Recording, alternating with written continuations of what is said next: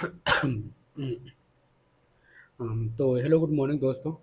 तो हम शुरू कर रहे हैं फिर से, ठीक है। इकोनॉमी हम लोग चल रहा था जैसा आपने पता है, ठीक है। और हम लोगों ने 4 टॉपिक कंप्लीट कर लिया था, ठीक है। एक तो राष्ट्रीय आय और उत्पादन पढ़ लिया था, राजकोट नीति पढ़ लिया था, बजट वगैरह पढ़ लिया था, ठीक है। वित्तीय समावेशन था, और विकास और समृद्धि है, मनी लॉन्ड्रिंग, बैंकिंग और मौद्रिक नीति, ठीक है। इसमें से ये वाला बजट थोड़ा छोटा हुआ था, तो उसको हम बाद में डिटेल कवर करेंगे आगे चल के, क्योंकि जब बजट आएगा तो हम बजट को पूरा डिटेल से पढ़ेंगे, ठीक है। और हम यूपी पीसीएस को ध्यान में रख के पढ़ रहे हैं, और यूपीएससी को, ठीक है। बाकी आप अगर बीपीएससी करते हैं, ठीक है, जब बीपीएससी की तैयारी कर रहे हैं या कोई भी वनडे एग्जाम भी है, तो आपको बहुत हेल्पफुल मिल जाएगा, ठीक है। चलिए हम शुरू करते हैं। हम लोगों ने पढ़ लिया तो उत्पादन वगैरह, ठीक है।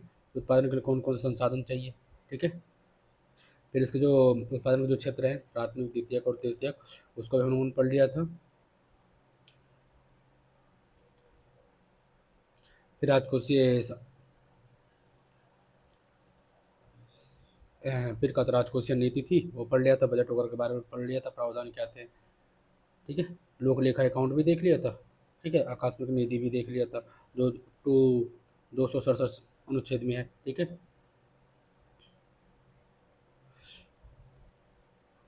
फिर ये बजट था, बजट में हमने पढ़ा था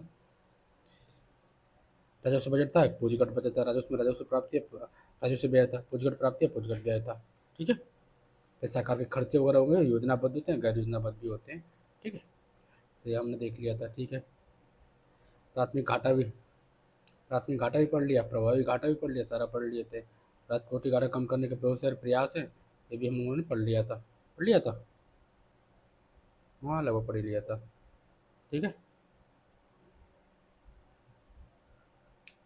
एफ आर बी एम भी पढ़ा था हम लोगों ने, ठीक है। वित्तीय समावेशन यहाँ से पढ़ना था, ठीक है। हम यहाँ शुरू करते हैं, लेकिन हम तुमको थोड़ा सा ये यहाँ से थोड़ा समझा देते हैं कहाँ गया। प्राथमिक घाटा समझ गए। प्राथमिक घाटा क्या था? जो हमारा राजकोषीय घाटा था, उसमें से हम ब्याज जो भुगतान किए रहते थे, उसको हम निकाल देते थे। जैसे मान लीजिए कि राजकोषीय घाटा 20 रुपये हुआ, अब 5 पे हमने ब्याज पेमेंट किया था, तो -5 कर देंगे, तो 15 रुपये ही प्राथमिक घाटा होता है, ठीक है। अंतर्राष्ट्रीय स्तर पर घाटे को मापने के लिए लोकप्रिय होता है कौन सा? प्राथमिक घाटा, ठीक है। चलिए, अब ये है, ये देखो घाटे को पूरा करना कैसे होता है। तो घाटे को पूरा करने के 3-4 ऑप्शन होते हैं। एक तो होता है कि ऋण ले लेंगे। ऋण कहाँ से ले सकते हैं? या तो विदेशी से ले सकते हैं, विदेशी मार्केट से, एक अपने देश के अंदर से बात मार्केट मतलब ऋण ले सकते हैं। जैसे मान लीजिए कि अगर आपको उधार लेना है, तो आप उधार कहाँ से ले सकते हैं? या तो भारत में रह के ले सकते हैं, किसी से, किसी संस्था से ले लें, किसी बैंक से ले लें लोन, या बैंक से मतलब कहने मतलब आरबीआई से ले लें, या लोगों के पैसे बॉन्ड जारी करके लोगों से उधार ले लें, ठीक है। फिर बाद में बॉन्ड वापस खरीद लेंगे, ठीक है। दूसरा होगा कि अंतर्राष्ट्रीय मार्केट से ले लें, या अंतर्राष्ट्रीय बैंक वगैरह से ले लें। 2 ही ऑप्शन होते हैं, ठीक है। फिर विदेशी कोई सहायता, मान लो कोई देश है, कोई सहायता दे देता है, जैसे मान लीजिए कि नेपाल है, भूटान है, इनको भारत सहायता देता रहता है, आर्थिक सहायता 500 बिलियन, 600 बिलियन डॉलर ऐसे देता रहता है हर साल, ठीक है। विदेशी सहायता से भी उनका हो जाता है, ठीक है। फिर नई मुद्रा छाप, अब सरकार कह दे आरबीआई से, कैसा करो कि हमारा 2 लाख करोड़, 2 लाख करोड़ घाटा हुआ है, तो तुम 2 लाख नई करेंसी छाप दो, ऐसे भी हो सकता है, ठीक है। कर बढ़ाकर, अब क्या करिए, जैसे मान लो पहले टैक्स कलेक्ट कर रहे थे, तो 2 लाख करोड़ आ रहा था, अब घाटा होकर 4 लाख करोड़ हो गया है, तब का अगर टैक्स बढ़ा के 4 लाख करोड़ कर दो, ठीक है, तो इससे भी हो सकता है। सुशासन द्वारा है, सुशासन द्वारा मतलब कि सही चीज़ों को मेंटेन करके, जहाँ पे उचित खर्च हो उसी को करो, जहाँ फालतू की नीतियाँ वगैरह हैं उन सबको ध्यान लगाओ, जिनको ज़रूरत हो उनको दो। जैसे मान लो समाज में 100 लोग रहते हैं, तब सरकारी योजना का लाभ उसमें से 30 लोगों को ले रहे हैं, जबकि अगर एक्चुअल में देखा जाए तो 10 लोग को ही मिलना चाहिए, ठीक है। तो अब सुशासन रहेगा, अच्छा शासन रहेगा, और 10 लोगों को मिलेगा, बाकी खर्चा कम हो जाएगा, तो घाटा को भी पूरा किया जा सकता है। अब आता है राजकोषीय घाटा कम होने या करने के कारण या प्रयास क्या क्या किए। केंद्रीय योजनाओं की संख्या को कम कर दी गई है। देखिए जो ये बताया था, ठीक है, सुशासन के आधार पर, ठीक है। पेट्रोल डीजल मूल्य नियंत्रण होता है। अगर जाहिर सी बात है, अगर पेट्रोल और डीजल के मूल्य नियंत्रण कर लोगे, ठीक है, तो बहुत सारी चीज़ें हो जाती हैं। पेट्रोल और डीजल का मूल्य नियंत्रण मुक्त है। अब ये है ना कि तुम पेट्रोल डीजल मुफ्त में ही बांट रहे हो, सरकार की भी वजह, जो मुफ्त वाली, ये तो पेट्रोल डीजल है, आप यहाँ पे बिजली डाल दो, फूड भोजन डाल दो, या कुछ और, पानी डाल दो। पानी का बिल भर नहीं रहे हैं, सब पानी में मतलब फालतू का यूज़ कर रहे हैं। अब ये मतलब कि फालतू का नुकसान हो रहा है। जहाँ पे 1 लीटर पानी का यूज़ है, वहाँ पे 10 लीटर पानी यूज़ हो रहा है, तो पानी फ्री है। इन सबको बंद करना होगा। कच्चा तेल सस्ता होना, अब जैसे मान लो ज़ाहिर सी बात है कच्चा तेल सस्ता हो जाएगा तो हम सस्ते में खरीदेंगे, सस्ते में बेचेंगे, तो कम फ़ायदा होगा, ज़्यादा फ़ायदा होगा। ठीक है, एलपीजी क्रोसिंग अंतर्राष्ट्रीय मंजूर कमी होने के कारण सरकार की सब्सिडी की राशि का कम हुई। ज़ाहिर सी बात है कि आप लोगों को सब्सिडी जितना ज़्यादा दोगे उतना खर्चा ज़्यादा बढ़ेगा, तो सब्सिडी कम कर लो। ठीक है, डीबीटी है, डीबीटी मतलब होता है डायरेक्ट बेनिफिट ट्रांसफर होता है, जिसे आप किसी किसी व्यक्ति के खाते में डायरेक्ट कोई पैसा डाल दे, सरकार डाल दे, तो उसे डीबीटी कहते हैं। जैसे मान लीजिए कि आप बेरोजगार हैं, ठीक है, और सरकार ने कहा है कि हम प्रत्येक बेरोजगार बच्चे को 1,000 रुपये प्रति माह देंगे। अब 1,000 रुपये आए सरकारी दफ्तर में, सरकारी दफ्तर के चक्कर लगाते लगाते पता चला कि आपके 500 पैसे खर्चा हो गए, 200 रुपये उसने घूस ले लिया, करप्शन कर लिया, 300 रुपये आपको मिले। ठीक है, आप अब हाँ कुछ नहीं मिलता, वहाँ 300 रुपये बहुत है, आप तो ले ही लोगे सोच के। लेकिन क्या होता है, और डीबीटी है डायरेक्ट बेनिफिट ट्रांसफर है, आप सरकार डायरेक्ट ही 1,000 रुपये आपके अकाउंट में भेज दी, आपके पास अकाउंट में मिल गया, ये डीबीटी है। ठीक है, एलपीजी है, जेएनएम है, जन आधार अकाउंट है। क्या होता है एल एक होता है एलपीजी, मतलब क्या होता है कि क्या होता है इसको बोलते हैं ग्लोबलाइजेशन होता है, फिर क्या होता है प्राइवेटाइजेशन होता है, लिबराइजेशन होता है, उदारीकरण, निजीकरण और वैश्वीकरण, 3 चीज़ें, 3 पॉलिसी है। ठीक है, तो उसके थ्रू ही ये आया था जन आधार अकाउंट है। हम अपनी अर्थव्यवस्था को उदारीकरण की तरफ ले जा रहे हैं। इसमें क्या होता है कि लोगों को वित्तीय समावेशन होता है, मतलब जो लोग होते हैं उनको बैंकिंग सिस्टम से जोड़ दिया जाता है। जैसे आप 2007-8 अरे 2015-16 में भी देखे होंगे कि जनधन, बहुत सारे जनधन अकाउंट खोले गए होंगे, 17, 18, 19, 20 तक पूरा मान लो 43 करोड़ लगभग अकाउंट खोले गए थे। अब तो बढ़ के 142 शायद हो गए हैं। तो इतने सारे अकाउंट खोले गए हैं इसलिए ताकि आप लोगों को बैंक से, जैसे मान लो आप इसको समझने के लिए आप समझिए सीधे, देखिए 1 मिनट, जैसे मान लीजिए ये लोग हैं, ठीक है, और ये रहा बैंक। अगर लोगों को बैंक से जोड़ देंगे तो ये रही सरकार, सरकार डायरेक्ट बैंक में पैसा भेजेगी, या जिसको जिसको पैसे चाहिए जाकर बैंक से निकाल लेगा। इससे सरकारी दफ्तर चक्कर लगाने की जरूरत नहीं है, करप्शन कम हो जाएगा, लोगों को जल्दी पैसे मिल जाएंगे, फिर आसान एसेसिबिलिटी मतलब बहुत आसान हो जाएगी। ठीक है, और जिसको पहुँचाना होगा उस तक पहुँच भी जाएगा, ट्रैक करना भी आसान होगा। अगर देखना हो किसी को पैसे मिले किसको किसको नहीं मिल रहा है, तो सरकार आसानी से ट्रैक भी कर लेगी। ठीक है, ऐसे क्या हो जाएगा, डिजिटल करोड़ को बढ़ावा भी मिलेगा, ये भी सही है। देखो आप कहते हैं कुछ सब्सिडी में सबसे ज़्यादा कहाँ का सब्सिडी देती है सरकार, तो खाद्य में देती है, उससे कम उर्वरक में देती है, सबसे कम पेट्रोलियम में देती है। ठीक है, तो अब उर्वरक में भी सब्सिडी लगभग हटा ही दी है। ठीक है, तो खाद्य में सबसे ज़्यादा, इस बात को याद रखेंगे। व्यय प्रबंधन का आयोग है, ठीक है, सितंबर 2014 में आया था। इसका उद्देश्य क्या था, सरकार व्यय में सुधार करने के लिए, साथ साथ राजकोषीय घाटों को कम करने के लिए उचित प्रबंधन करने के लिए प्रावधान करेगा। वित्त मंत्रालय ने आर्थिक विभाग का बजट करते करते डिवीजन पर का प्रबंधन की तिमाही रिपोर्ट जारी करता है। ठीक है, वित्त मंत्रालय जारी करता है। उच्च राजकोषीय घाटा होगा तो उससे क्या क्या नुकसान होगा कि ब्याज दर बढ़ जाएगी, हाँ, निजी निवेश कम हो जाएगा। ठीक है, क्या होता है एलपीजी, क्या होता है लिबराइजेशन और ग्लोबलाइजेशन और प्राइवेटाइजेशन वाली अर्थव्यवस्था के लिए उचित नहीं होगा। जाहिर सी बात है कि जहाँ पे उच्च ब्याज दर में, जैसे मान लीजिए बैंक है, ठीक है, अब उच्च ब्याज दर है, जो पहले 10% पैसा मिल जाता था अब वो 15% में मिल रहा है। ठीक है, तो कोई व्यापारी है, ठीक है, तो 15% पर लोन लेगा। ठीक है, अब फिर अपन फैक्ट्री बनाएगा, उसे बैठाएगा, जितना कमाएगा उससे 15% सरकार को दे देगा। मान लो 100 करोड़ है, 100 करोड़ पर 100 करोड़ कमाया, 100 करोड़ तो सरकार को देगा ही देगा बैंक को, और 100 करोड़ में 15 करोड़ बैंक को दे दिया। ठीक है, अब इसमें उसका खर्च प्रॉफिट वगैरह सब कुछ है। ठीक है, लेकिन 15% तो चला गया ना इसके पास। जितनी ब्याज दर कम होगा उतने निवेश ज़्यादा होगा, निवेश ब्याज दर बढ़ेगी तो निवेश कम हो जाएगा। ठीक है, कल्याणकारी पर नकारात्मक असर पड़ेगा। जाहिर सी बात है राजकोषीय घाटा ज़्यादा होगा तो सरकार के पास का पैसा वो लेगी तो और ज़्यादा लोगों पर बोझ बनेगा। ठीक है, भविष्य खर्च के लिए कम करेगी। जाहिर सी अंतर्राष्ट्रीय वित्तीय संस्थाओं का दबाव बढ़ जाएगा। ठीक है, बेरोजगारी बढ़ जाएगी, जाहिर सी बात है। ठीक है, अब देखो इसी के लिए आया था FRBM एक्ट। FRBM एक्ट मतलब फिजिकल रिस्पॉन्सिबिलिटी बजट मैनेजमेंट है। ठीक है, ये एक्ट इसीलिए आया था, कब आया था आपको पता होना चाहिए। ठीक है, ये लगभग आया था, कब आया था यार, दिया नहीं है क्या, नहीं वो हम जानते हैं 2003 वगैरह में आया था, 2003 में ही आया था। ठीक है, तो आप याद रखिए ये रहा। ठीक है, 2003 में आया था। ठीक है, अब इससे क्या आता है, FRBM एक्ट है ये ना, एक मतलब सरकार को एक लक्ष्य देता है कि आप अपने GDP के 5% तक ही घाटा कर सकते हैं, राजकोषीय घाटा कर सकते हैं। मतलब इससे क्या होगा, राजकोषीय घाटा को कम करने के लिए लाया गया था ताकि उसमें कुछ मतलब एक मैनेजमेंट किया जा सके, जो उसके खर्चे वगैरह हैं। होता है ना, जैसे मान लीजिए कि आपको खर्चे क्या होता है कि अनलिमिटेड है, पैसे 10,000 आ रहे हैं, 15 दिन में खत्म हो जा रहे हैं, पूरे महीने मेंटेन ही नहीं हो पा रहे, तो वो मेंटेन करने के लिए आप एक क्या करोगे, एक रणनीति बनानी होती है, रणनीति बना के कैसे उचित प्रबंधन किया जाए। ठीक है, तो अभी ये आया था 2003 में कि इसका था कि अगले 10 साल में हम राजकोषीय घाटा कम करके 2% तक ला देंगे। लेकिन फिर क्या हुआ, बीच में 2008 में अमेरिका में कहा तो मंदी आ गई, फिर ये हो नहीं पाया, अपना लक्ष्य को पाया नहीं। ठीक है, तो ऐसे है, मतलब एक समझ लो कि ये एफआरबी में क्या करता है कि बजट को मैनेजमेंट करता है ताकि राजकोषीय घाटा कम हो सके। ठीक है, अब आता है वित्तीय समावेशन। वित्तीय समावेशन का मतलब यही होता है सीधा सीधा, देखिए ये है बैंक। ठीक है, ये रहा बैंक, ये है लोग छोटे छोटे। अब पहले क्या था कि लोगों के पास मान लो 100 रुपये है, तो 100 रुपये कमा के लाया, 100 रुपये खाने पीने होने में सब में खर्चा हो गया। ठीक है, ऐसे ये भी कर रहे हैं, ऐसे ये भी और ऐसे ये भी, सब ने ऐसे ऐसे किया। अब क्या हुआ कि अगर सरकार ने सोचा, अगर मान लो इनका बैंक अकाउंट हो एक, तो 100 रुपये कमाए, इसमें से 10 रुपया बैंक में जमा कर दिए, 90 रुपये खर्च किए, 10 रुपये हर महीने जमा करते रहे।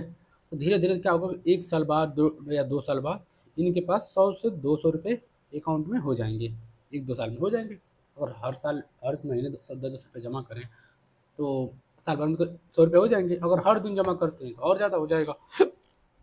अब क्या हुआ, अब इनको कोई ज़रूरत पड़ जाए, मान लो कोई घर में कोई ऐसा फंक्शन पड़ गया, शादी वगैरह पड़ गया, जहाँ ज़रूरत पड़ गया, कोई बीमार पड़ गया, तो उनको इमरजेंसी में लोन लेने, किसी और से लोन लेने की ज़रूरत नहीं है। किसी और से मांगने जाने से बढ़िया है कि अपना सेविंग किया हुआ पैसा बैंक से निकाल के यूज कर लेंगे।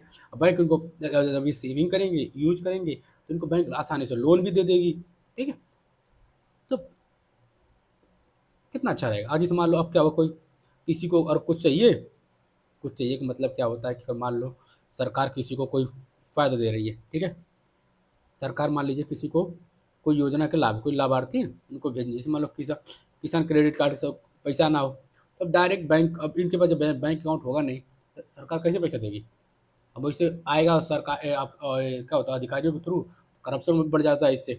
तो वित्तीय समावेशन क्या होता है कि जो असंगठित या संगठित क्षेत्र के दूर दराज के जो लोग हैं, जिनका बैंकिंग सिस्टम या सरकार का वित्तीय फाइनेंस से जुड़े नहीं हैं, उनको जोड़ने का काम करती है।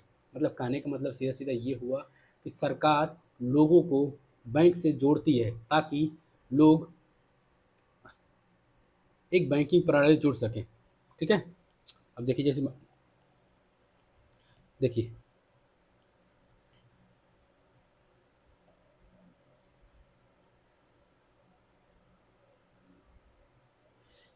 ठीक है,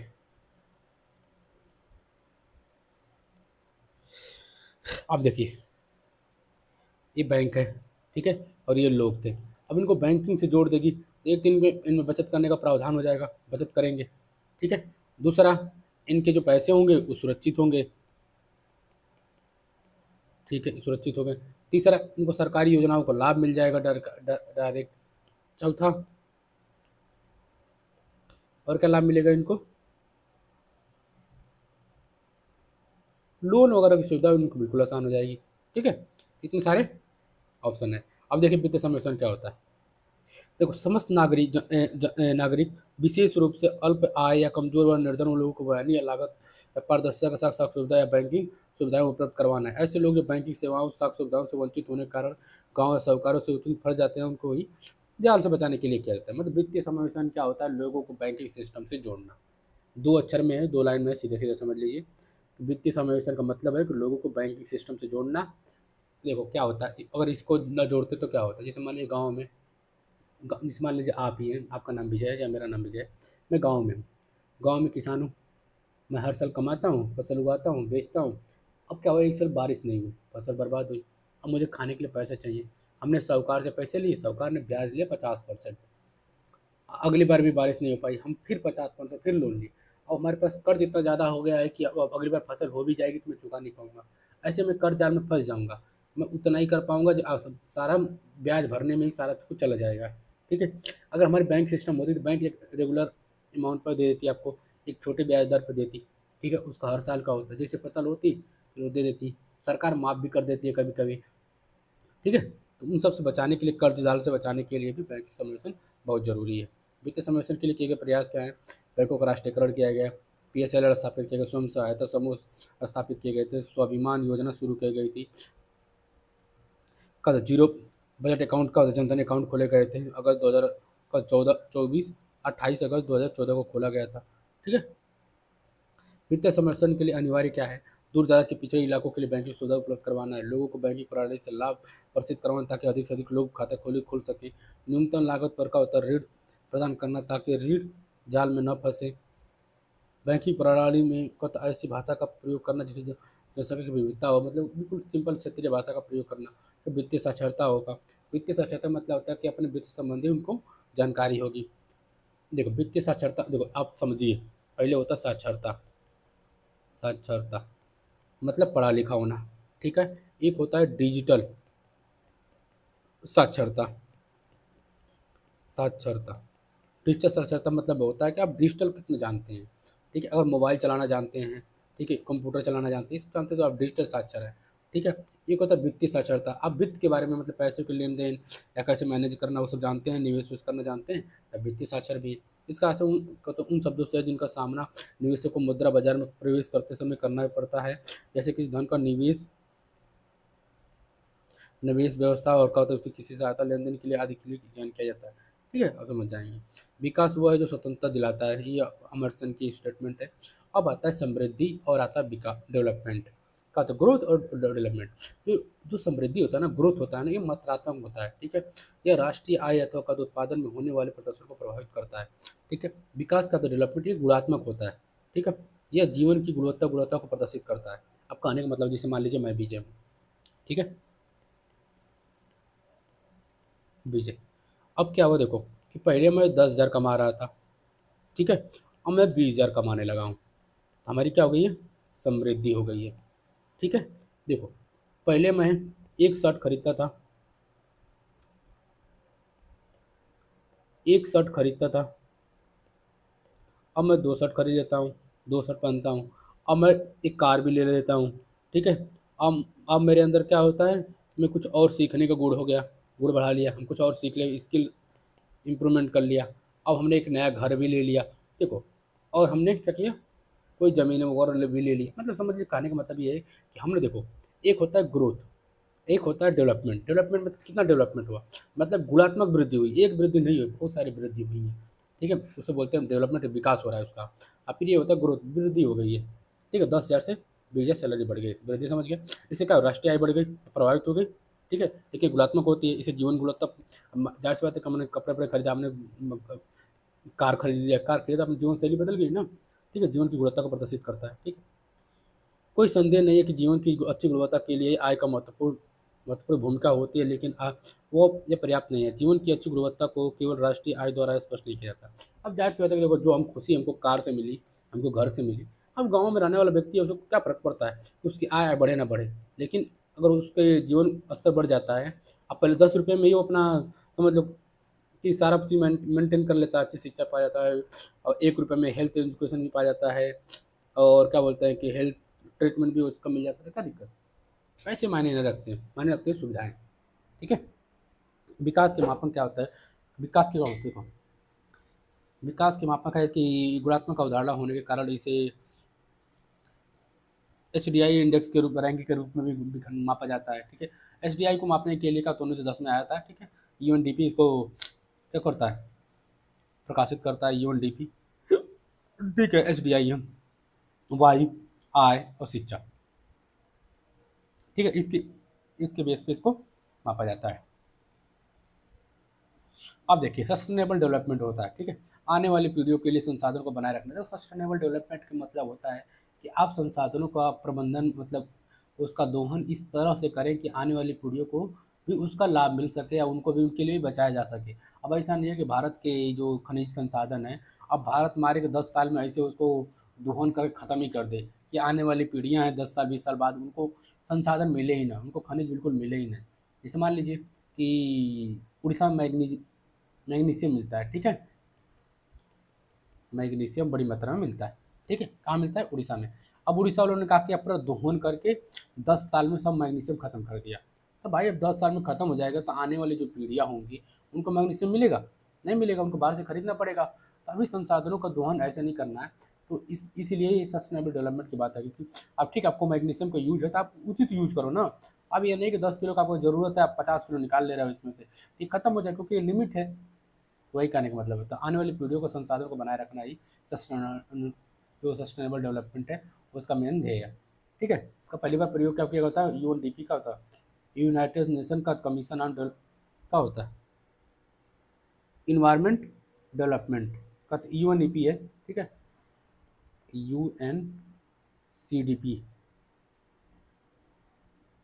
ठीक है, द्वारा किया गया था। इस आयोग का था ब्रूस्टरलैंड आयोग के नाम से, ब्रुंटलैंड आयोग के नाम से भी जाना जाता है, ब्रुंटलैंड, याद रखेंगे। ये कुछ लोगों को मानना है कि तकनीकी का विकास संसाधनों का की बचत की जा सकती है, तो जाहिर सी बात है, तकनीकी का विकास से ही संसाधनों की बचत की जा सकती है, लेकिन ये सही नहीं है, क्योंकि तकनीकी के बढ़ने से उत्पादकता बढ़ती है, लेकिन लोगों की आय भी बढ़ती है, आय बढ़ने से लोगों का उपभोग भी बढ़ता है, इस प्रकार संसाधनों की बचत नहीं हो पाती है।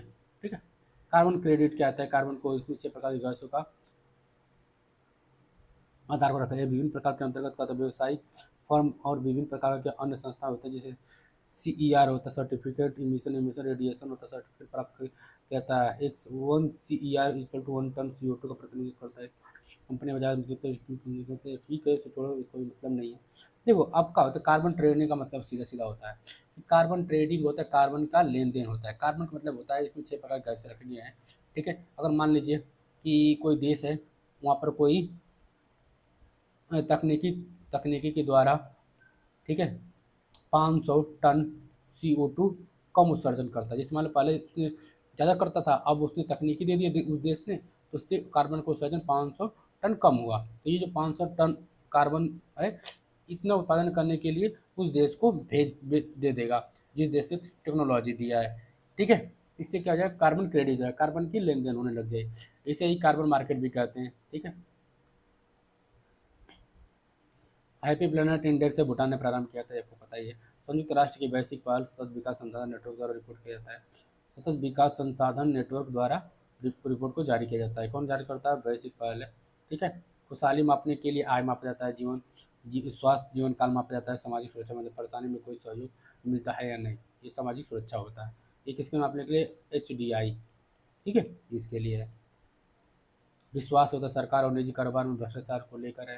फिर का आज़ादी, फैसले लेने की स्वतंत्रता है, उदारता कितनी होनी चाहिए, ये सब भी देखा जाता है। HDI के प्रति व्यक्ति आय में वृद्धि होने की समय से समावेशी विकास के लिए वृद्धि होती है। ठीक है, फिर आता है मॉनेटरी पॉलिसी। आपने देखा ये मॉनेटरी पॉलिसी हम लोगों ने पढ़ा थे, बैंक रेट क्या होता है। ठीक है, बैंक रेट, रेपो रेट, ये सब पढ़ लिए। ठीक है, MSF भी पढ़ना था, पढ़ लिए थे ना शायद। रिवर्स रेपो रेट भी पढ़ लिए। रिवर्स रेपो रेट पता ही है, जब बैंक RBI से, देखो जब बैंक होते हैं, जितने भी बैंक है, वो RBI से पैसे उधार लेते हैं, तो उसे रेपो रेट पर लेते हैं। जिस जिस रेट पे RBI बैंकों को उधार देती है उसको बोलते हैं रेपो रेट, और जिस रेट पे बैंक RBI को पैसा दे देते हैं, ठीक है, वापस दे देते हैं, मतलब वो अब RBI पैसा ले रही है बैंकों से, तो उसको बोलते हैं रिवर्स रेपो रेट।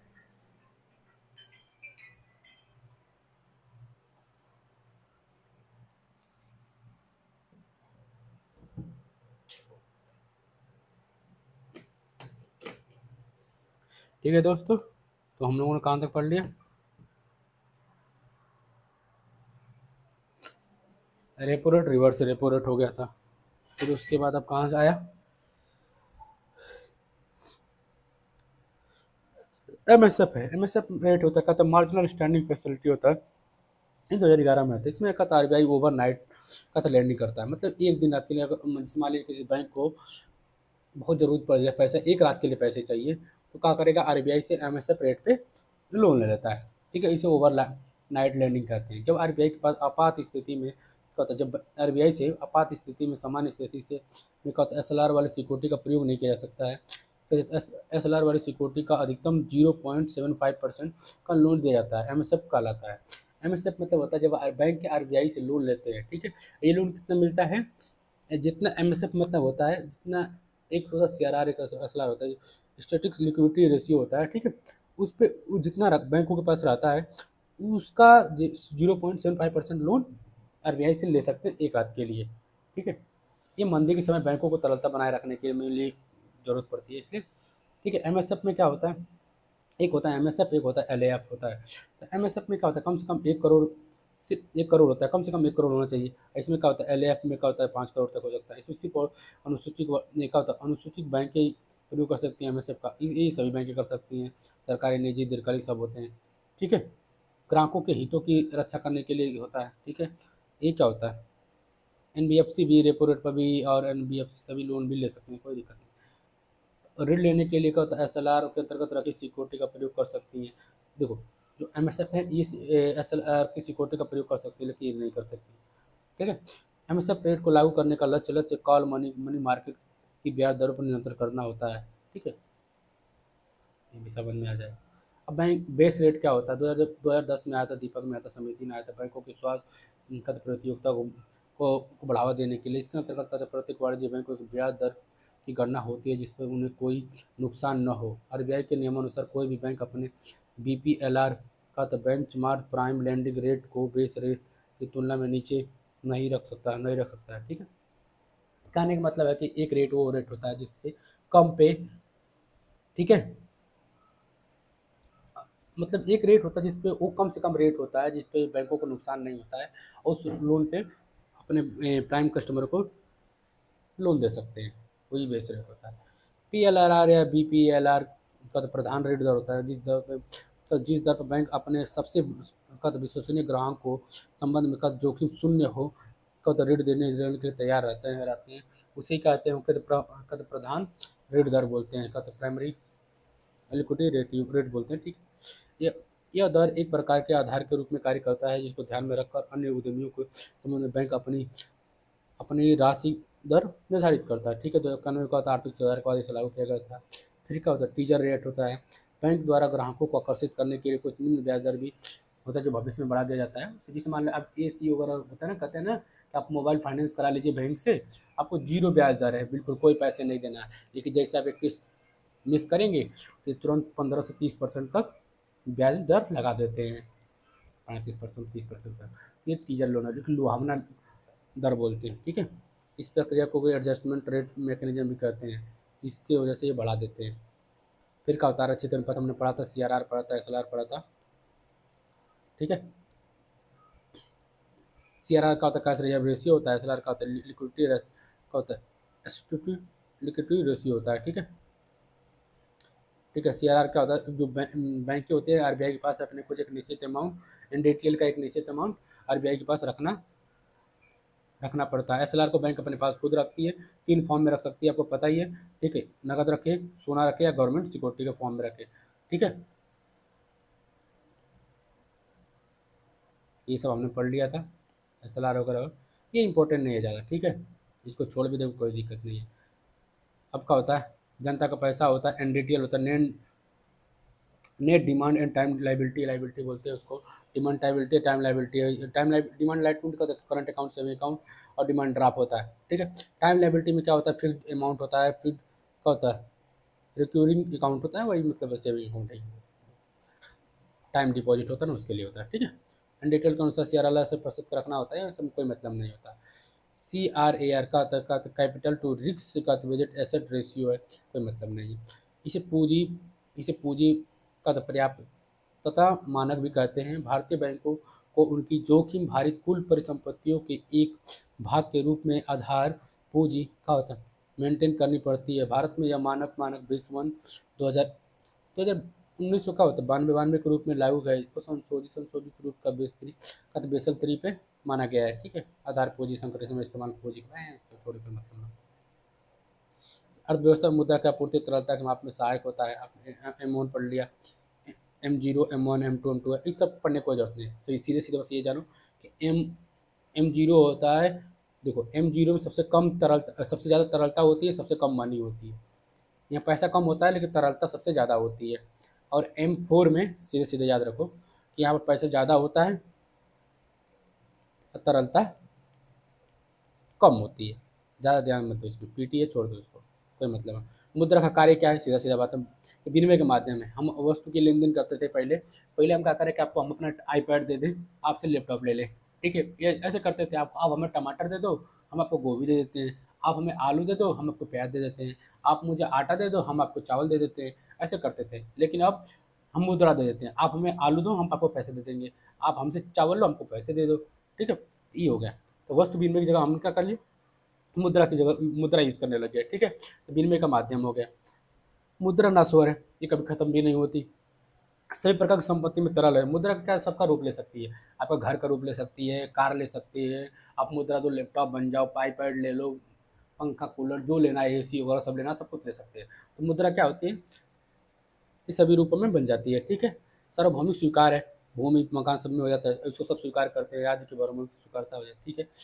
आपका जो करेंसी नोट बचत खाते चालू खाते ये सब का मुद्रा ही है, कागजी मुद्रा। देखो जो ये होता है ना करेंसी और नोट, ये कागजी मुद्रा है, ठीक है। बचत खाते चालू खाते मांग जमा मुद्रा कहते हैं, इसको चेक करते हैं, इसे किसी के द्वारा स्वीकार नहीं किया जाता। देखो क्या होता है, जो मुद्रा होती है ना इलीगल टेंडर होती है, लेकिन जो चेक वगैरह होता है ना इलीगल टेंडर नहीं है। अगर मैं आपको चेक दूँ तो आप मना कर सकते हैं कि नहीं भैया मुझे चेक नहीं चाहिए। अगर मैं आपको पैसे देता हूँ, नोट देता हूँ, करेंसी देता हूँ, तो आप मना नहीं कर सकते। अगर मान लीजिए कि मैं आपसे कहूँ कि आप मुझे अपना मोबाइल दे दीजिए, तो आपने कहा 10,000 रुपये की मोबाइल है, आप 10,000 रुपये देंगे, हम आपको दे देंगे। अगर मैं कहूँ मैं आपको 10,000 रुपये का चेक देता हूँ, आप ले लीजिए, तो आप हमको मना कर सकते हैं कि नहीं भैया हमको हमको चेक वोक नहीं चाहिए, हमको कैश दे रहे हो, नोट दे रहे हो तो बताओ। अगर मैं नोट दूंगा तो हम नेट के लिए मना नहीं करेंगे, लेकिन कैश के लिए मना कर सकते हैं, ठीक है। तो देखो इसे किसी के द्वारा अस्वीकार किया जा सकता है, लेकिन ये वैध मुद्रा नहीं है।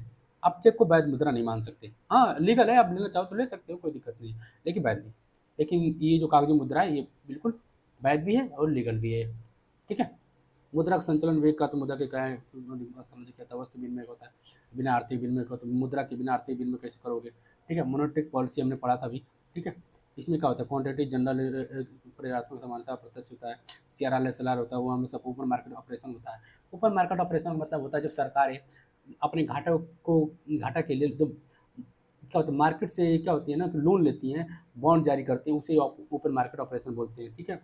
फिर क्या होता है, पॉलिसी रेट है, बैंक रेट है, फिर रेपो रेट है, रिवर्स रेपो रेट है, एमएसएफ है, ठीक है। ये अधिक प्रभावी है मॉनेटरी पॉलिसी को नियंत्रण करने के लिए, ठीक है। फिर क्वांटिटी है, गुणात्मक चयनात्मक सिलेक्शन है, ठीक है। इसमें बैंक इसमें केंद्रीय बैंक लगभग सीधा हस्तक्षेप करती हैं, ठीक है। उपभोक्ता साख नियंत्रण करते हैं, प्रत्यक्ष कार्रवाई करती हैं, ठीक है। मार्जिनल रेट है, जिस मात्रा पर किसी वित्तीय बैंक को लोन रेट देने के लिए इसे मना किया जाता है, ठीक है। क्या होता है मार्जिन रेट का, तो जिस मात्रा तक किसी भी वित्तीय संस्था या बैंक को रेट देने से मना किया जाता है वो मार्जिन रेट होता है, ठीक है। ओपन मार्केट ऑपरेशन हमने पढ़ लिया, ठीक है। यहीं पे क्या होता है, खुले बाजार के नीचे आरबीआई द्वारा गवर्नमेंट सिक्योरिटी को बाजार में क्रय विक्रय करना क्या होता है, ओएमजी कहलाता है। ओपन मार्केट ऑपरेशन होता है, जैसे मान लीजिए आप क्या हुआ कि आरबीआई को तरलता मार्केट से तरलता कम करनी है, तो क्या करेगा कि आरबीआई एक बॉन्ड जारी करेगा, कोई जो इस बॉन्ड को खरीदेगा, ठीक है, उसको हम बाद में इतने पैसे दे देंगे। मान लो कोई 10% ब्याज पे आरबीआई ने बैंक को जो आरबीआई है मार्केट में गवर्नमेंट सिक्योरिटी भेज दिया, ठीक है। आप 1 लाख का है, आप 1 लाख में खरीदो, हम आपको 10% 1 साल में वापस कर देंगे, 1 साल बाद आपको 1,10,000 पर मिल जाएगा, ठीक है। तब इससे क्या लोग उससे खरीदेंगे, जो खरीदेंगे तो जो लोगों के पास पैसा है वो बैंक के पास आरबीआई के पास आ जाएगा, इससे क्या मार्केट में तरलता कम हो जाएगी, तो उसके लिए ही है, ठीक है। छोड़ो इसको। मुद्रास्फीति इन्फ्लेशन, इन्फ्लेशन को समझने के लिए आप सीधे सीधे समझिए, देखिए इन्फ्लेशन समझिए। अब ये देखिए मान ले एक रेट है, ठीक है। यहाँ पे क्या हुआ, कोई व्यक्ति है, ठीक है, एक वस्तु बनाता है, ठीक है, इसकी कीमत है 10 रुपया। कीमत कैसे तय होती है वो भी देख लीजिए। मान लीजिए इसको बनाने में लेबर कॉस्ट वगैरह सब आया 2 रुपया, इसका जो रॉ मटेरियल लगा वो भी लगा 2 रुपया, मेहनत मजदूरी सब टेक्नोलॉजी लेके आया 1 रुपया, इसने अपना प्रॉफिट जोड़ा 2 रुपया, तो कितना हुआ, 2 2 4, 4 2 6 7 रुपया, ठीक है, प्रॉफिट जोड़ा। अब सरकार ने कहा टैक्स भी जोड़ लो भाई, टैक्स जोड़ा 3 रुपया, ठीक है। तो अब इस वस्तु का तय हुआ सब कुछ जोड़ जाड़ के 10 रुपया, 10 रुपये की कीमत है। अब ये मार्केट में आके 10 रुपये में बिक रहा है। अब क्या हुआ, ठीक है, कि धीरे धीरे इसकी डिमांड बढ़ी। अब क्या हुआ, वस्तु अच्छा था तो लोगों ने इसको खरीदना चाहा, ठीक है, तो डिमांड बढ़ी, जैसे जैसे इसकी डिमांड बढ़ी तो इसकी कीमत बढ़ने लग गई। जब कीमत बढ़ने लग गई तो पहले जो 10 रुपये का मिल रहा था अब ये 20 रुपया का हो गया, 20 रुपये से फिर क्या हुआ इस 30 रुपया का होने लग गया, ठीक है। ऐसे बढ़ते हैं जो इसकी कीमत बढ़ रही है ना उसको क्या बोलते हैं, इन्फ्लुएशन, ठीक है। तो यही है इन्फ्लुएशन, कहाँ गया, ये इसे बोलते हैं इन्फ्लेशन। वस्तु देखो, वस्तु की आपूर्ति कम होने से मांग बढ़ जाती है, जिससे जिससे वस्तु की का तो मूल्य स्तर में वृद्धि होने लगती है। इसे हम क्या बोलते हैं, मुद्रास्फीति करते हैं हम, या मुद्रा का मूल्य गिरता है। ठीक है, मूल्य मतलब कहते हैं कि वैल्यू गिर जाता है, तो उसके वो बढ़ता है, क्या तो मूल्य बढ़ता है। तुम गिरना छोड़ो, पहले तुम ये समझो कि वस्तु की कीमत बढ़ रही है, तो उसे बोलते हैं मुद्रा इन्फ्लेशन। मौद्रिक आय या वस्तु इकाई का असंतुलन होने के कारण मुद्रास्फीति भी होती है। ठीक है, मुद्रास्फीति दो तरह से भी हो सकती है। एक तो मांग जनित कारण होता है, डिमांड पुल होता है। जैसे डिमांड हुआ तो जाहिर सी बात है कि देखो यहाँ पे क्या हुआ, जैसे जैसे डिमांड बढ़ा वैसे वैसे इसकी कीमत बढ़ गई। लेकिन क्या होगा अगर मान लो कि अब लेबर ही कास्ट 2 रुपये की जगह 4 रुपये में आने लग गई। ठीक है, अब जो इसका जो रॉ मटेरियल था वो 10 रुपये का आने लग गया। ठीक है, अब ये 4 बढ़ गया 10 रुपया हो गया, अब इसकी कीमत बनाने में भी 25 रुपये आने लग गई। ठीक है, अब 25 रुपया 10 में बिकेगा नहीं, बिकेगा 10 का, 25 में आ गई तो अभी बिकेगा 40 रुपये का। जब 40 का बिक रहा है तब इसकी क्या हो, 10 से 40 पे बढ़ गया। इस ये बढ़ेगा ना इसकी कीमत, पहले 10 रुपये तब 40 पे बढ़ेगा।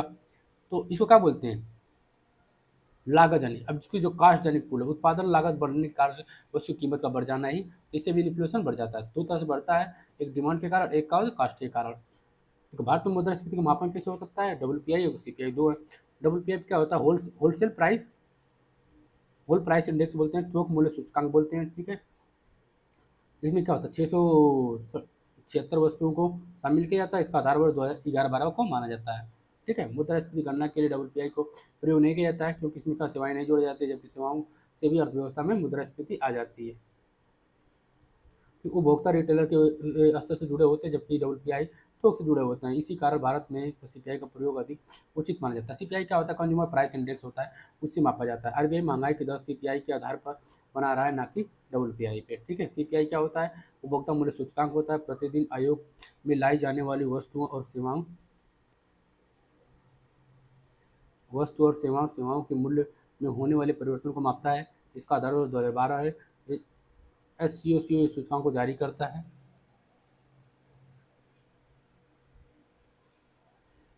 ठीक है, पॉइंट टू पॉइंट विधि है। भारत में मुद्रा से निकालने के लिए इस विधि का प्रयोग किया जाता है। मुद्रा दर देखनी होती है तो एक वर्ष की पूर्व इसी दर की तुलना में देख, जैसे मान लीजिए अगर मुद्रास्फीति देखनी हो तो जनवरी 2025 का तुलना हम 2024 के जनवरी से करते हैं, और जितनी कीमत बढ़ी रहती है उतना हम बोलते हैं मुद्रास्फीति बढ़ गई है। आधार का प्रभाव क्या होता है, कभी कभी सांख्यिकी के रूप में कहते हैं मुद्रास्फीति की दर अनावश्यक रूप से ऊंची या कम दिखाई देती है, इसे ही आधार प्रभाव कहा जाता है। आधार प्रभाव उत्पन्न होने के लिए करने वाली वस्तुएं कौन सी है, खाद्य वस्तुएं और खाद्य से संबंधित वस्तुएं हैं। ठीक है, जिनकी कीमतों में उतार चढ़ाव होता है, जो मानसून की स्थिति पर निर्भर करता है। कृषि का तो भारतीय कृषि का लगभग 60% मानसून पर ही निर्भर करता है। अब जाहिर सी बात है कि अगर मानसून होगा नहीं, टमाटर का उत्पादन हुआ नहीं, टमाटर की कीमत बढ़ेगी ही बढ़ेगी। तो टमाटर की कीमत बढ़ेगी तो इन्फ्लेशन मार्केट में आएगा ही आएगा। उधर संबंधी प्रावधान अंतर्राष्ट्रीय स्तर पर कीमतों को उतार चढ़ाव होता है। जैसे जाहिर सी बात है कि कच्चे तेल है, ठीक है, और जैसे तेल की दाम बढ़ेगी, जब तेल के दाम बढ़ेगा तो क्या होगा, तेल के दाम बढ़ेगा तो फिर क्या होगा, गाड़ियों की बिक्री कम हो जाएगी। कैसे कम हो जाएगी, मतलब पेट्रोल पहले 100 रुपये मिल रहा था, अब ये पेट्रोल 200 रुपये हो जाएगा। तो जो अब पेट्रोल लोग खरीदेंगे नहीं, तो पेट्रोल वाली गाड़ी को कम खरीदेंगे। अब खरीदे कम हो तो उसको उत्पादन कम होगा, उत्पादन कम होगा तो इम्प्लॉयमेंट कम होगा, इम्प्लॉयमेंट कम होगा तो जीडीपी कम होगी, जीडीपी कम होगी तो ग्रोथ कम होगा, ग्रोथ कम होगा तो डेवलपमेंट कम होगा, होता है।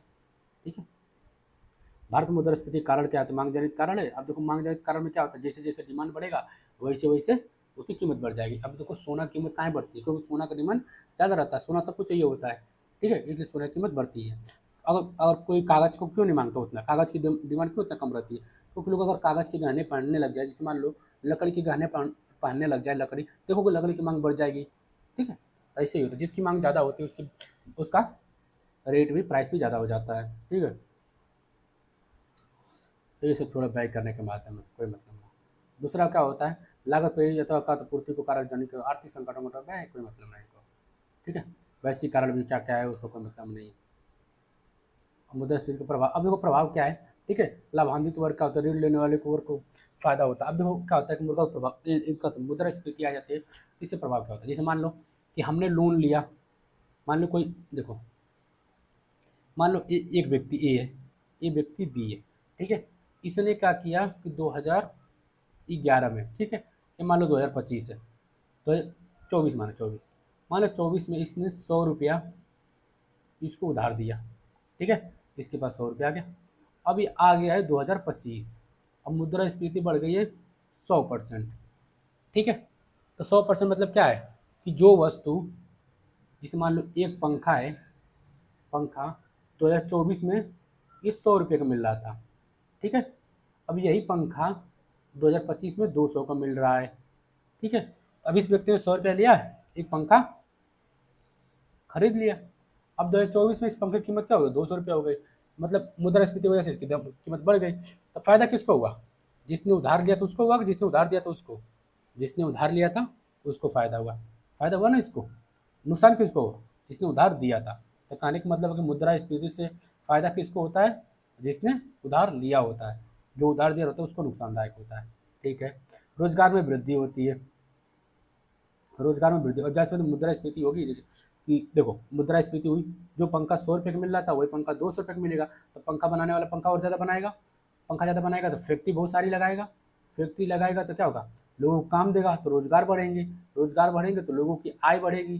जो फैक्ट्री में काम कर रहा है उसकी तो आय बढ़ेगी ना, पहले वो नहीं काम कर रहा था और उसको रोजगार मिल गया तो उसकी इनकम हो गई, इनकम बढ़ेगी तो आय बढ़ेगा, आय बढ़ेगा तो खर्च करेगा, खर्च करेगा तो निवेश होगा, निवेश होगा तो लोगों के पास इनकम आएगी, इनकम बढ़ जाएगी तो लोगों का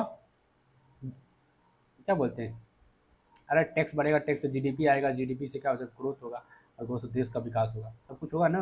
तो रोजगार वृद्धि, प्रगतिशीलता होगा, आय बढ़ेगा, आयात बढ़ेगा, ठीक है। प्रभावित वर्ग क्या होगा, उसको हानि होगा, ऋणदाता होगा, ठीक है, उपभोक्ता वर्ग है उसको भी हानि होगा, इसके पास सरकारी बॉन्ड या पॉलिसी वगैरह ले रखा है सबको हानि होगा।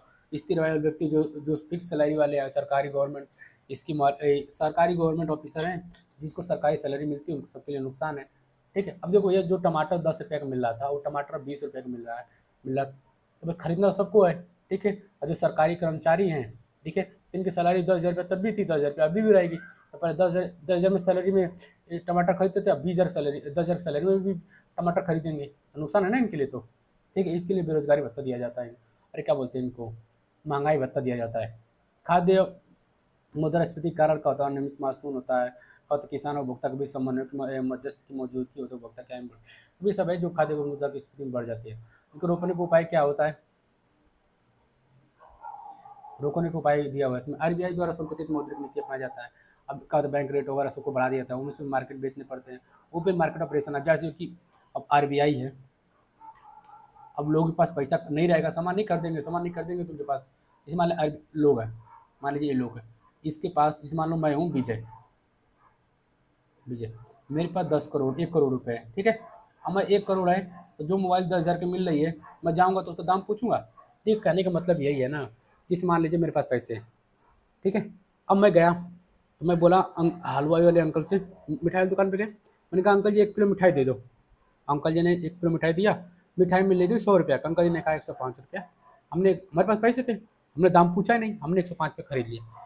अब जो मिठाई 100 रुपये की मिल रही थी उसके दाम हमने बढ़ा दिया, क्यों, क्योंकि मेरे पास पैसे थे। अगर मेरे पास पैसे नहीं होंगे तो मैं जाऊँगा तो मैं कहूँगा अंकल कितने की मिठाई है, पूछूंगा तो बताएंगे 105 रुपया है, या एक सौ, मान लो मैं गया अंकल से पूछा कितने रुपये की मिठाई, उन्होंने कहा 105 रुपया।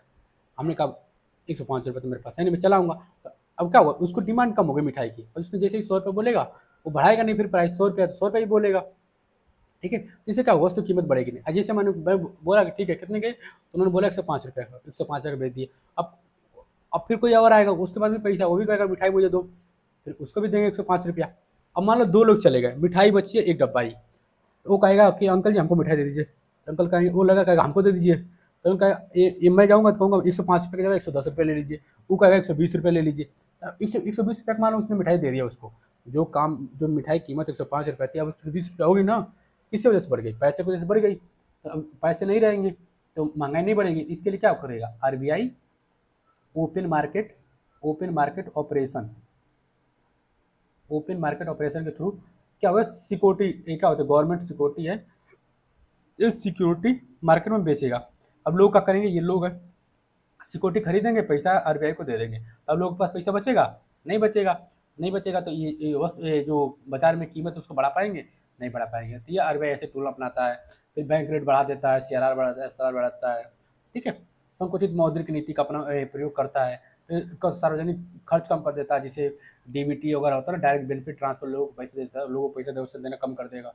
ठीक है, घाटे के वित्त वित्त व्यवस्था से बचेगा। फिर क्या होता है, डिप्थ कॉटन को स्थगित करेगा। क्या होता है, वस्तुओं की आपूर्ति को संतुलित करेगा। अब जैसे बाजार से बात है कि मिठाई की आपूर्ति को क्या करेगा, डिमांड जितना हो उतना आपूर्ति कर देगा ताकि उसकी कीमत ना बढ़े। ठीक है, सरकारी प्याज क्या होता है, सभी राज्यों को पटल पे कोई मतलब नहीं, का तो ग्रोथ रेट बढ़ती है, कोई मतलब नहीं, बेकार है सब। अब देखो अविस्मृति का होता है, डी इन्फ्लेशन क्या होता है। ठीक है, डी इन्फ्लेशन हो गया, मुद्रा अवकात होगा, स्टैग इन्फ्लेशन क्या हो गया, स्टैग इन्फ्लेशन है। ठीक है, ग्रोथ से कुछ जुड़ कर। अब देखो पहले एक चीज और समझ लो, देखो जो हमने बताया था इसे बोलो, समझो बेस लाइन, ये है बेस लाइन। ठीक है, अब बेस लाइन में क्या है ना कि देखो यहाँ पे क्या है, कोई एक ये व्यक्ति है, इसने वस्तु को बनाया, इसकी कीमत कितना है, 10 रुपया। ठीक है, अब देखो जैसे जैसे इसकी कीमत बढ़ने लगी 10 रुपये से, ठीक है, यहाँ हुआ 20, यहाँ हुआ 30, अब 30 रुपये के बाद क्या हुआ, लोग खरीदना ही छोड़ दिए। ठीक है, अब इसकी कीमत घटने लग गई, और जब कीमत घटने लग गई, घटते घटते घटते घटते 15, 15 फिर आ गया 11, फिर आ गया यहाँ पर 10, फिर आ गया 9, फिर 8, फिर यहाँ पे 7, अब 7 रुपये। तो जो जैसे जैसे ये जो कीमत बढ़ रही है यहाँ पे, इसे बोलते हैं इन इन्फ्लुएशन।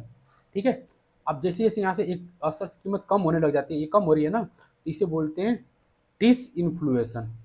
ठीक है, अब जैसे जैसे कीमत यहाँ से कम होने लग जाती है, इसे बोलते हैं डी इन्फ्लुएशन, डी इन्फ्लुएशन। अब फिर यहाँ से कीमत फिर वापस रिकवर करती है, इसे बोलते हैं री इन्फ्लुएशन। ठीक है, समझ गए। डिस इन्फ्लुएशन में क्या होता है कि जो बड़ी हुई कीमत होती है उसे सामान्य कम होने लगती है, सामान्य स्तर की तरफ आने लगती है। सामान्य स्तर कितना था, 10 रुपया, तो 10 रुपये तक स्तर की तरफ आने लगती है, इसे बोलते हैं डिस इन्फ्लुएशन। और जब सामान्य स्तर से भी कम होने लगती है तो उसे बोलते हैं डी इन्फ्लुएशन, अमुद्रास्फीति। और जब यही यहाँ पर क्या होते हैं, रिसेशनल और मंदी, इसे मंदी मंदी भी बोलते हैं। और जब यहाँ धीरे धीरे कीमत उठने लग जाती है, रिकवर करने लग जाती है और सामान्य स्तर की तरफ आने लग जाती है, तो इसको बोलते हैं री इन्फ्लुएशन। तो समझ गए आप। देखो यहाँ पर क्या होता है, मुद्रा डिसइन्फ्लेशन बोला जाता है ना, यह मुद्रास्फीति की विपरीत स्थिति है। जब वस्तु और सेवाओं की मूल्य में तीव्र गिरावट होती है तो यह मुद्रास्फीति को संकुचन कहा जाता है। मौद्रिक आय वार्षिक आय की तुलना में असंतुलन हो जाता है। ठीक, वही मतलब है, कोई मतलब नहीं। और मुद्रास्फीति स्टैग इन्फ्लेशन क्या होता है, इसे महंगाई के साथ साथ बेरोजगारी में बढ़ती है, इसे निपटने की चुनौती होती है, इसे स्टैग इन्फ्लेशन कहते हैं। ग्रोथ से कुछ जो टर्म है, क्या होता है, स्लो डाउन ग्रोथ होता है। ठीक है, इस स्थिति में जीडीपी के बढ़ने की दर बहुत कम होती है। ठीक है, जीडीपी कम नहीं होता, बट बस ग्रोथ रेट कम हो जाता है। ठीक है, फिर क्या कंस्ट्रक्शन है, इसमें का जीडीपी ग्रोथ रेट का तिमाही में नकारात्मक होती है, पहले की तुलना में जीडीपी नीचे चला जाता है। ठीक है, रिसेशन है, रिसेशन में क्या होता है, कम से कम दो तिहाई में लगातार जीडीपी ग्रोथ रेट नकारात्मक रही हो, जिसे बोलते हैं रिसेशन। डिप्रिसिएशन बोलते क्या होते हैं, रिसेशन प्लस डी क्या होता है, डिफ्लेक्शन हो जाता है, तो वही समझ लो कि रिसेशन होता है। स्टिमुलेशन क्या होता है, अर्थव्यवस्था को रिसेशन और डिप्रेशन का डिप्रेशन आदि से निकलने के सरकार की ओर से दिया जाने वाला एक का होता है पैकेज होता है, इसे क्या होता है, स्टिमुलेशन कहते हैं। फिर आते हैं रिसेशन में मंदी होता है, एक तरफ लोगों के पास खरीदने की क्षमता नहीं रहती, दूसरी तरफ कंपनी माल को एक हद से ज़्यादा सस्ता भी नहीं कर सकती। इससे कंपनी के क्या होता है, या तो बंद होगी या तो कुछ लोगों को नौकरी से निकाल देगी। ठीक है, कंपनी बंद होने और बैंकों को लोन नहीं दे पाएगी, चुका पाएगी, इससे एनपीए बढ़ जाएगा और लोगों को नौकरी से निकालेगी तो बेरोजगारी दर बढ़ेगी, बच्चों की शिक्षा पर प्रभाव पड़ेगा। फिर क्या होता है, डेमोग्राफिक डिविडेंड्स प्राप्त नहीं कर पाएंगे। ठीक है, अर्थात मंदी अर्थव्यवस्था में अच्छी नहीं है। ठीक है, महंगाई से लड़ने के लिए मौद्रिक उपाय भी है, मंदी से बचना भी है। लड़ाई से बचने के लिए क्या, देखो महंगाई से लड़ने के लिए क्या, CRR SLR ये सब बैंक रेट वगैरह सब रेपो रेट बढ़ाएंगे। मौद्रिक उपाय क्या होता है, SLR को कम करना। ठीक है, बैंक रेट वगैरह होते हैं, इसको सबको रेगुलेट करते हैं। ठीक है, अब राजकोषीय उपाय भी क्या होता है, सरकारी खर्च को बढ़ाना होता है, सरकारी खर्च को कम करना होता है। देखो मंदी से निपटने के लिए क्या होता है, बढ़ाना होता है, महंगाई से निपटने के लिए कम करना होता है। प्रत्यक्ष करो कटौती करना होता है मंदी से निपटने के लिए, तो सहायक होता है महंगाई में। SLR वगैरह है सब शुरू बाजार संतुलन की आपूर्ति करना होता है। ठीक, कोई मतलब नहीं है। बैंकिंग प्रणाली आ जाती है। ठीक है, अब यहाँ से हम पढ़ते हैं बैंकिंग।